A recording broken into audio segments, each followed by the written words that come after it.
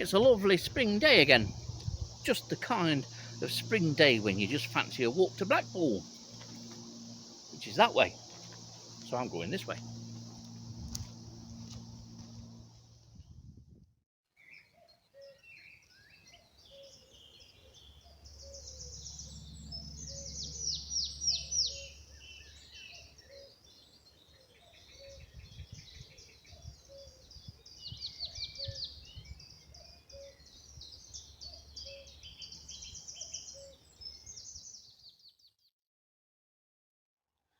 Now, nowhere in Sherwood is renowned for its bluebells. There's no woodland carpet of bluebells in the Sherwood Forest area. It's just restricted as a plant to small patches and clumps.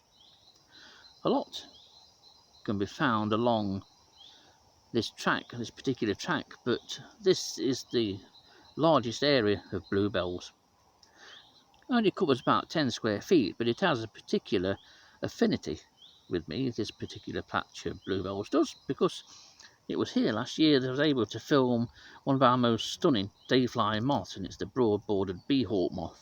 I was hoping that the first of those might have been out today, but it appears not. We've got to wait maybe another week or a fortnight. But if they leave it much longer, they will miss out on the nectar provided by these beautiful bluebells.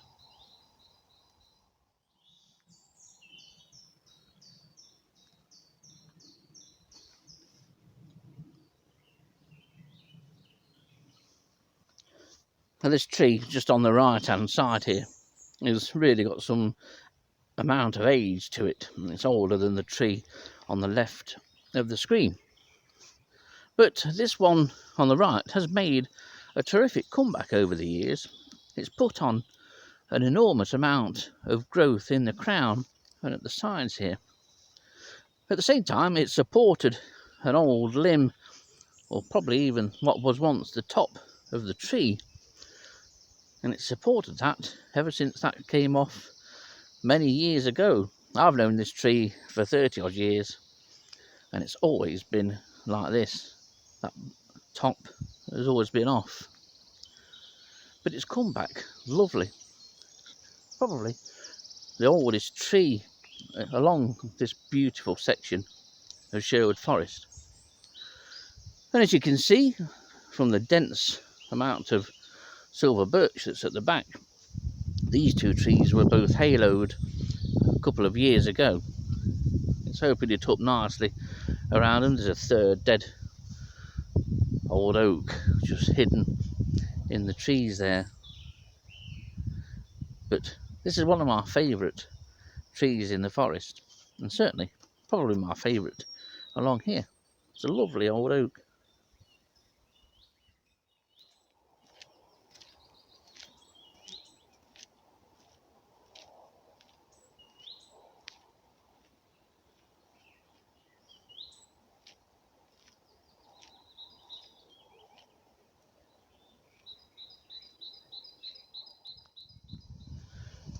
Here's another lovely old tree, not as old as one that you've just seen and another one that you're going to see shortly. But this tree has been haloed.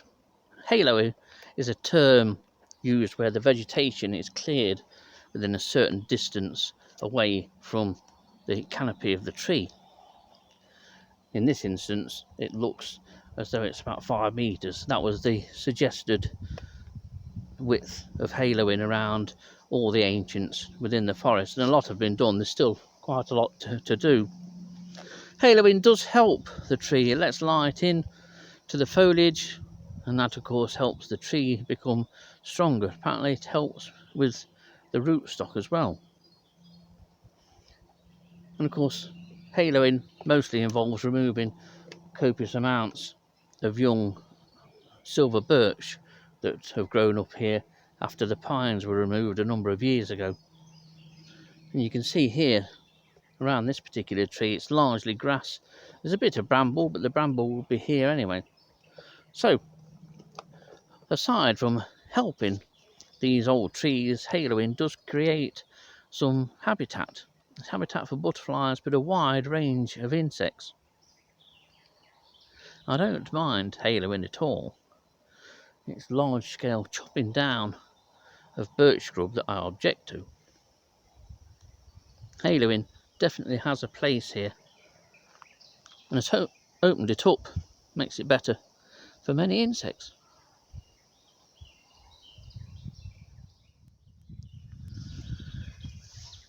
This has to be one of my favourite trees within the forest, and it's certainly one of the more unusual and characteristically shaped oaks. I call this the mushroom oak for what I think is fairly obvious reasons. It has this unique sort of mushroom shape. That's been brought about by the top of this oak coming out many years ago, and the complete top of the oak by the looks of it.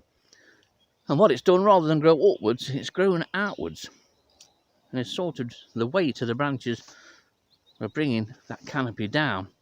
More so at the front here. This is another tree that's recently been haloed, so hopefully at the back it will be able to develop more.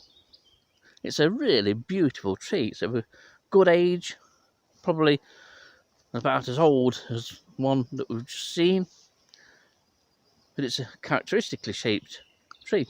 I love this tree. It's just one of the reasons why I enjoy this particular walk along this particular ride. And on a day like today, it's beautiful. So that's the mushroom oak.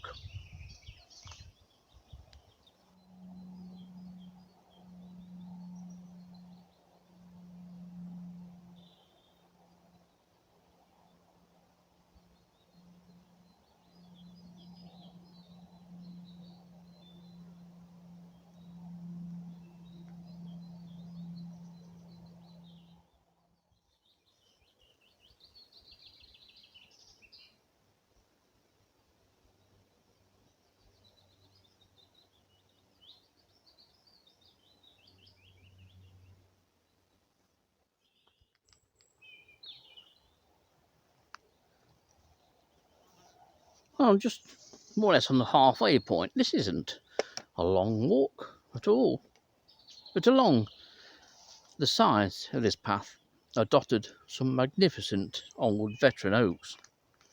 This one's had quite a rough time of it. There again, most of them have, but then when you're 500 plus years old, you're entitled to have the odd bad year or two. However, the top on this tree is doing remarkably well. When you think that most of the tree is hollow, it's incredible that they survive anyway. They just need that slither of bark to remain on one piece, and they'll produce a top that could nearly rival this. If these trees could talk, I wonder what they'd say. Might ask if you've got the time, I suppose. They've seen many a person wander beneath the boughs, these old trees here. But it's a nice view, isn't it? On a lovely day. Warm. There's a covering a thin cirrostratus cloud, which makes the sun hazy. Well, what there is a lot of is older leaf beetle. I noticed lots flying, and there's a lot more than I thought on these silver birches. But it's just a lovely day for a lovely walk.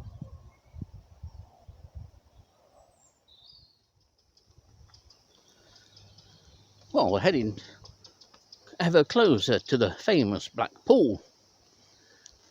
Just looking as we walked along here at these trackside verges, and they really have come along over the years.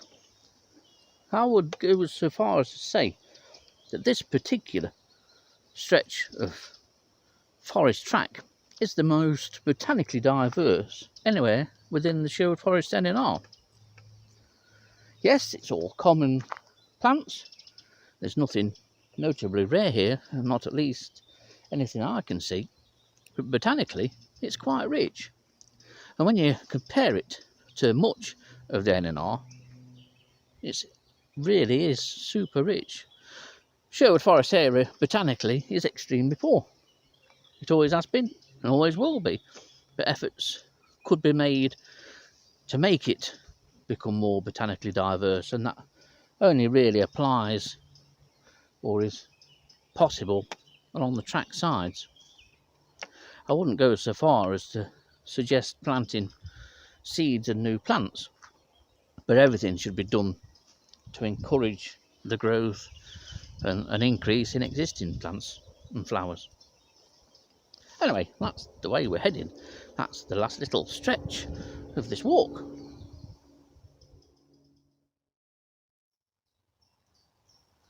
In the immediate vicinity of the Blackpool, there are hints, little botanical hints and clues that something else was here, that this part of Sherwood Forest was not entirely of native origin. There are some various shrubs in the more wooded sections, but here is another. This is a beautiful Aquilegia. It's not a wild Aquilegia, it's a cultivated variety. It's probably an old cultivated variety because it's a beautiful double-flowered one. It's actually quite a stonking plant. Look at that. It's beautiful. And there's always been various numbers of this here, actually, in this particular area. We're right at the side of the Blackpool. But obviously, when the Duke of Portland had the old Russian hunting lodge here, it was quite ornamental around it. And there's some large-leaved ivy and Skimmia japonica and various other things. But at some time, when the lodge was active, there would have been flowers.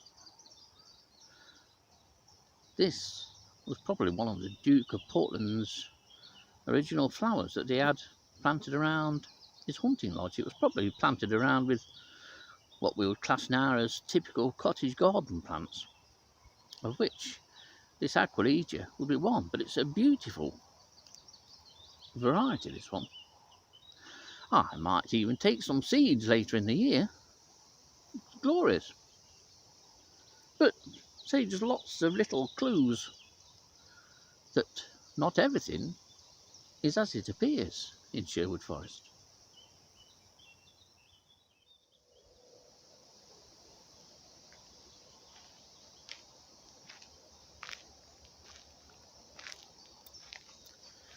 Well, this is the last bit of this little pathway.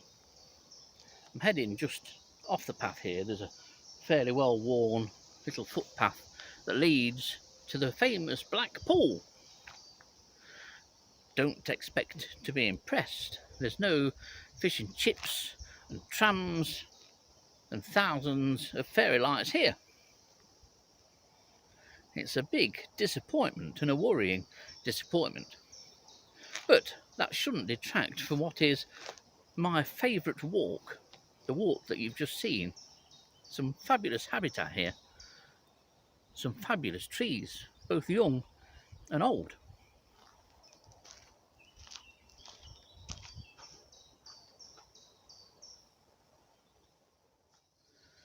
And here we are at the end of this little traverse, this little wheezy wander along my favourite Sherwood Forest track. This is the famous Blackpool. Might be famous, but it's not very nice. It never used to be like this. A more appropriate name for it would be the shitty brown pool now. It's dreadful. There's something wrong here with this. Every year the water level seems to be dropping.